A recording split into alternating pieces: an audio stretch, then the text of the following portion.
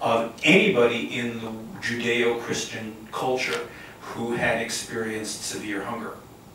So there's something specific about the emancipation from the camp survivors, versus, for instance, British prisoners in Japanese prisoner of war camps during World War II, or anyone who'd gone through a famine, or I think of the Germans I know of a certain age, either who were very hungry during the Depression, or who suffered in 1945 to 1947 from food shortages. I'll never forget the image of my my father-in-law, who lived in Germany in the Nazi period and afterwards. And to the day he died, he would hold a carton of milk over a glass, and he would count out loud to 30 after it was empty, to make sure that every single drop got out. And this was a post-traumatic stress manifestation of having been hungry. And so the question then I would ask, if you were being scientific about it, is what's your control group? Is there something unique about the narratives and the symbolic meanings of bread that the Jewish survivors of the camp have that would be different from anybody else in Judeo-Christian culture? Yes, Chinese culture is not a bread culture, but in Judeo-Christian culture who had experienced hunger. Thanks. Okay, thank you very much. And now second reviewer is then Katarzyna Chojdenevska. Yeah. Let me just come to terms with modern technology. It works. Yeah, it works. No, it doesn't. It works? Doesn't? Okay. Just before I start my proper comment or review of your paper, let me ask you the question. To your deep conviction, where in the world the bread is best and most tasty? Iran. Good point. So the world has changed, but half of a generation before, I believe, a majority of the people would indicate their own native country. And by this little trick, I would like to call your attention to something which was already tackled here a bit, but it's important. The people who came in the concentration camp, they had already some memory of bread. There was not an abundance of bread outside. So it is important to show the mythology around the bread, and not only religious, either Christian or Jewish, but just in traditional cultures, which are not necessarily religious, okay? But all those practices which you mentioned later as an expressions of experience of hunger, like, showing respect to the bread and the ban on throwing it away to the garbage, it is not necessarily or not purely the result. It came from the traditional culture of the Polish village. So it is important to at least to show that you know it. And I know it's heavy because the first reviewer just encouraged you to to keep the line with the amount of words in your paper, but I think it would be useful just to dedicate a section or a little paragraph to that. Now, I also have this challenge over here because I prepared myself to comment on your paper, while in fact most of my sort of criticism was already answered or somehow became irrelevant after your presentation. So this visual version which you presented really shows that the text got some structure, and it's very useful for its communicativity, if we can say so.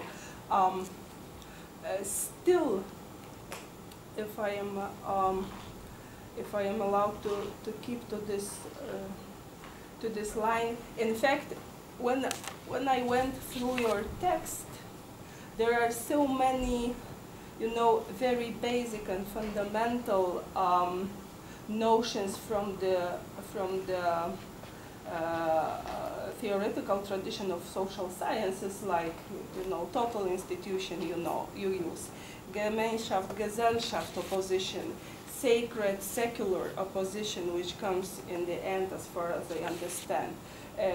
Simmel concept of exchange as a bond of society. And what I would believe would be useful is to,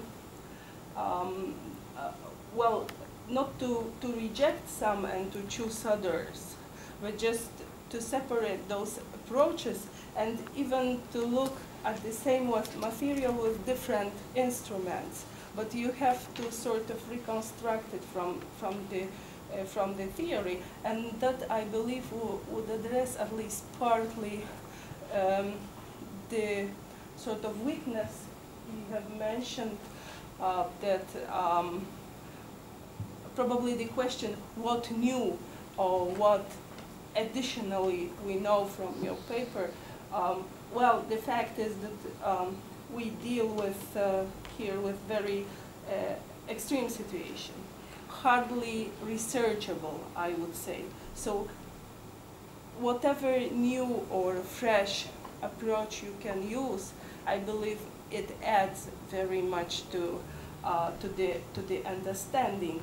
And if we are asking the question of sort of control group or comparison, then probably the easiest way would be to take the experience of the Soviet camps.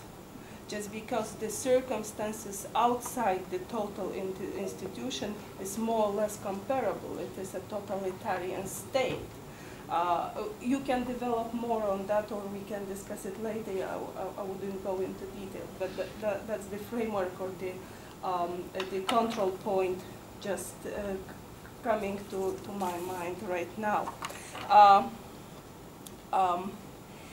At the very end, what I would like to say is that even in this very disciplined and well-organized scheme you presented, what is really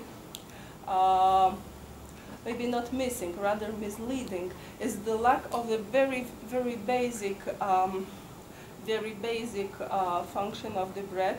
That is, it is a way of nutrition. It's food. And of course you are very deep in the topic and you know the realities of the concentration camp as much as it is possible, but again, one more little section or paragraph that would be useful to put in it is that that of information on how much bread prisoners really received and how it was divided or distributed according to formal and informal hierarchies you refer to. It would be important just to give the reader the way to imagine what we are really talking about. In any case, the text itself is, I must admit, somehow enchanting. It is really impressive that you are able to build this story over such a elementary thing as bread is, and in fact it requires the reviewer some attempt to disenchant it. So that's what I was trying to do, but you did it itself here. Last but not least, at this point of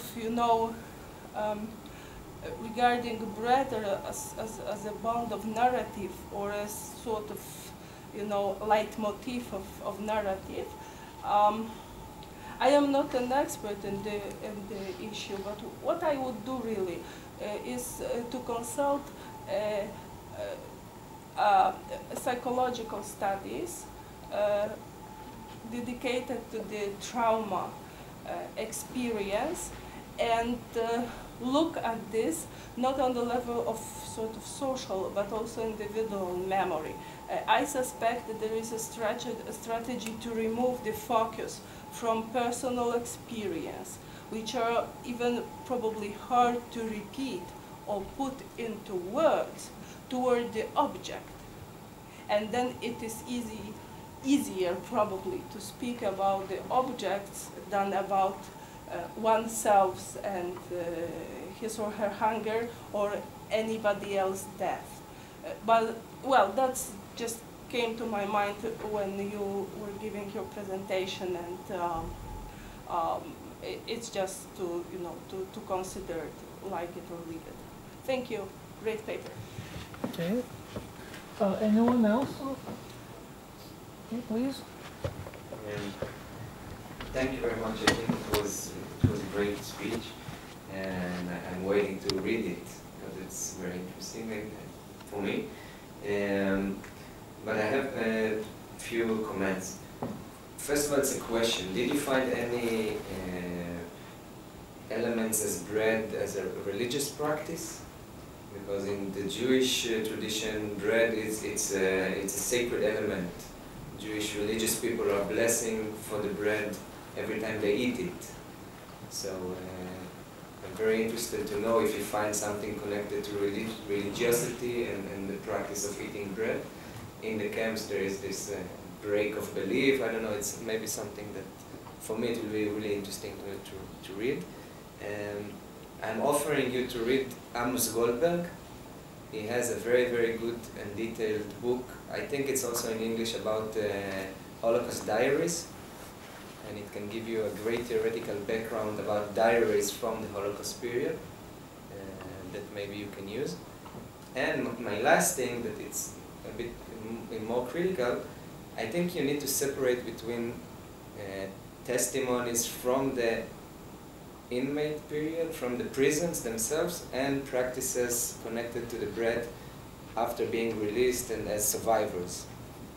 Because you spoke about those practices together, and I think it will be valuable to separate between them and to see maybe differences or maybe not differences between the practices in the camps and the practices as survivors.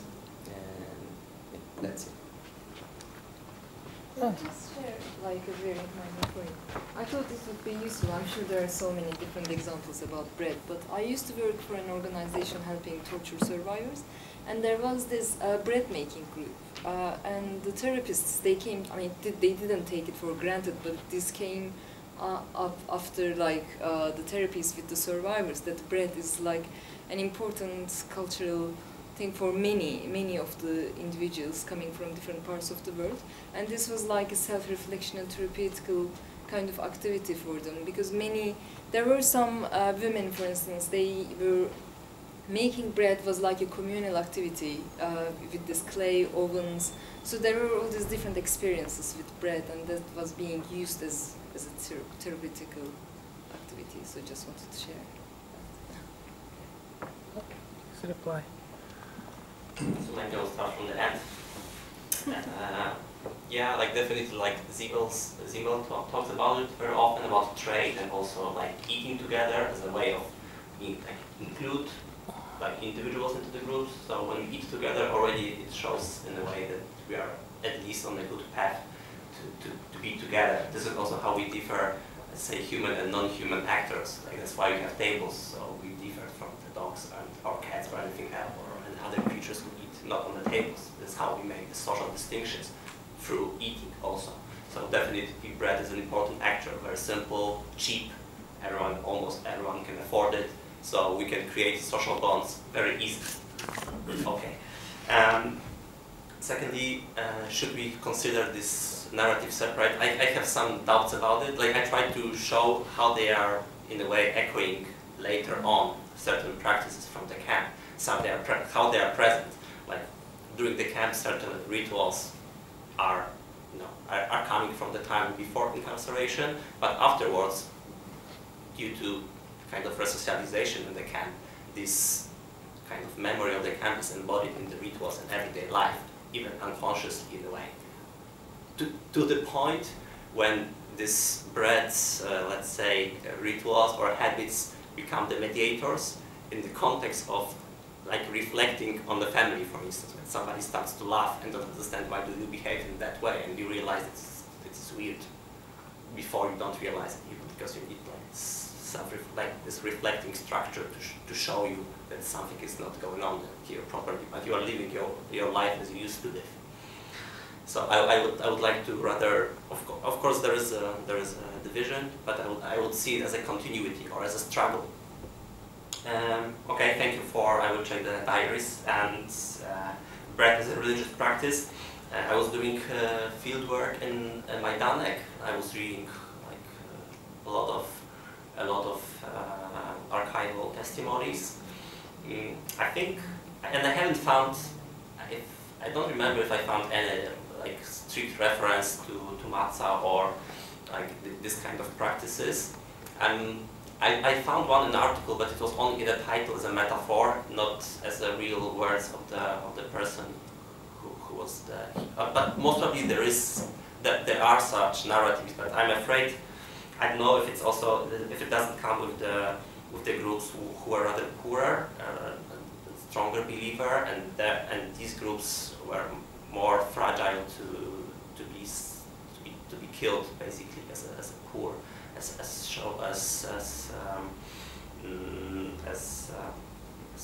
science or as research tells, most of the survivors are rather one of stronger economic background.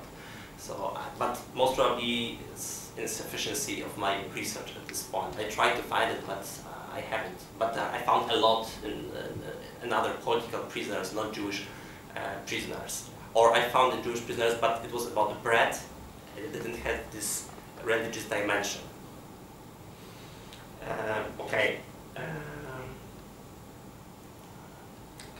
Memory of. Okay, now I'm coming here. Memory of the bread, mythology of the bread. I wrote another paper about the bread. It was the first one, and it was about bringing all the story about the bread, how it socialized people to the social structures, like its socialization role, but also how many myths it conveys, from from very basic one through political myths, from work to bread, like this is political ideas which are from the left to the right wing parties that are very present, to the institutions connected to the bread memory, which are museums. There are many museums of bread. So I was checking this mythology and the kind of story behind the bread, but in a different paper. So in this paper I tried to follow the trace of bread as it is non-conventional, or rather the one which doesn't come to first. It doesn't come to our mind as a first narrative. Very often also used in museum, like in the memory places. So there's the story about food and the lack of nutrition, therefore hunger, and this heroic story about building friendship and so on and so on. I try to show the bread different dimensions.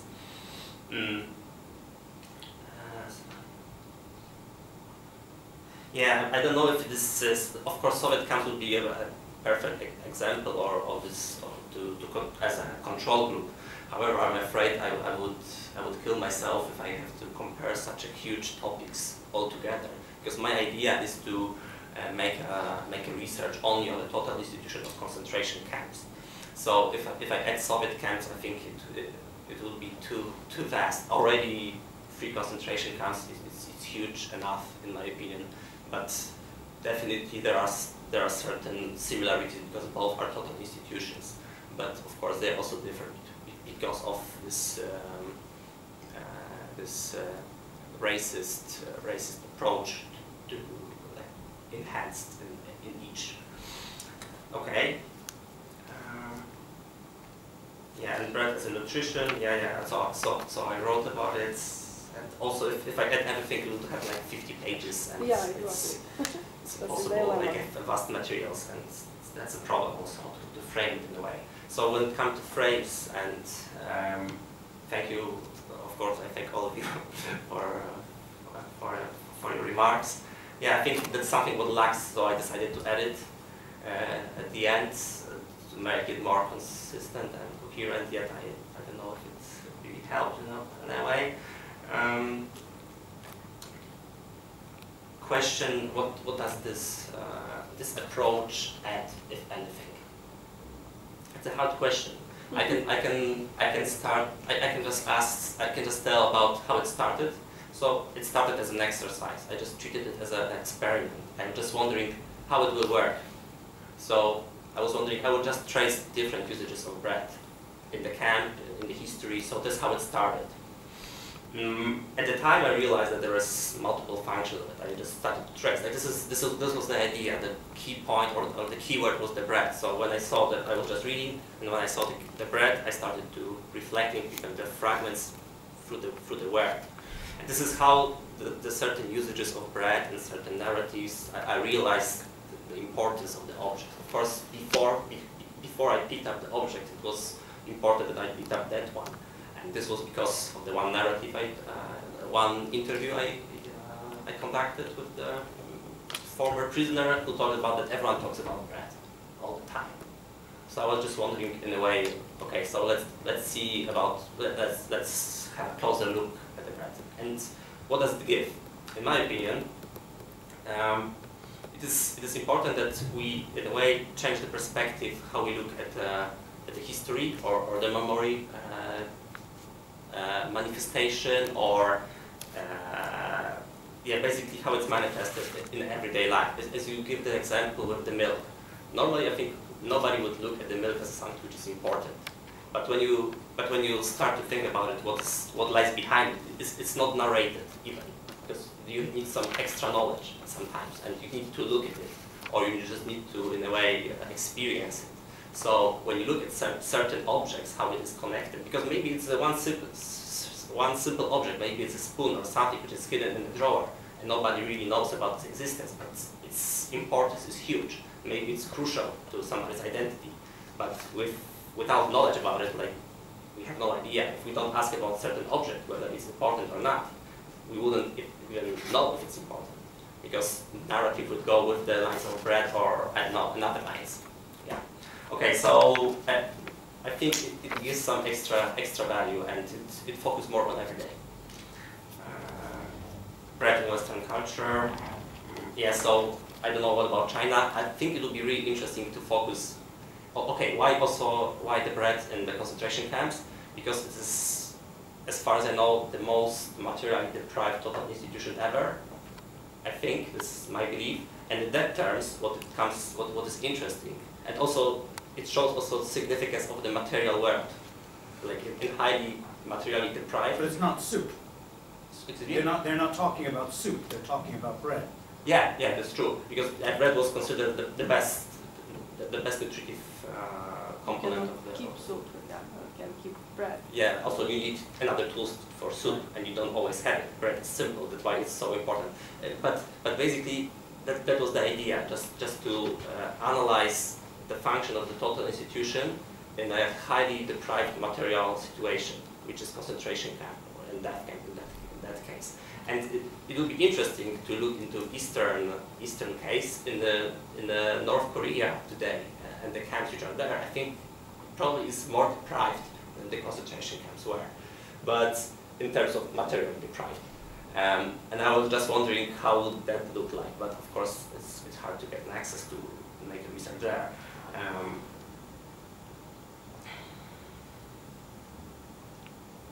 Okay, I think I already extended. I can answer the questions, or I can try later on. Thank you.